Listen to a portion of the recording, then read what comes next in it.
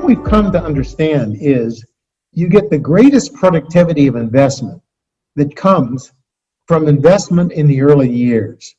So for example, if we start in the prenatal years or even in the earliest years, you get a substantial gain from these investment programs. Now, why is this true?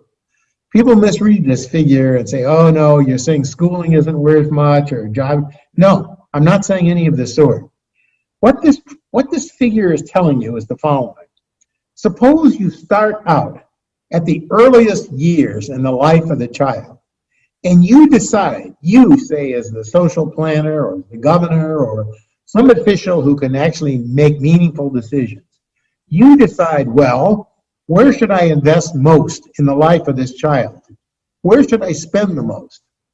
And the argument is, on lots of data sets, not just the two I've been referring to, but many other data sets in China, data sets in Jamaica, not just in the US, but in many other and even less developed countries.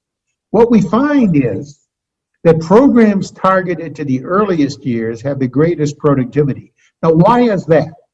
There's a very simple logic, and it's a logic that I think anybody who's ever grown a crop or grown a tree or done anything of the sort will understand. If early on, when the seed is planted, when the child is launched into the world, you invest strongly in its base and you allow it to have a strong skill base, that what that means is that as it goes forward in life, as it goes into school, even into preschool, and on to job training and college and so forth, those stronger base allows for more return later on in life. So if I were to look, for example, at what the rate of return, what the productivity is in going to school for a person invested in, who's built up a base of both cognitive, social and emotional, and health skills early on, the return on college can be very, very high as 20% per annum, given that they have been invested in earlier. So this high return comes as a consequence of building a base that is highly relevant and very productive over the full life of the child. And so that is the reason why this curve has its shape. It's not that other programs are unproductive, not at all.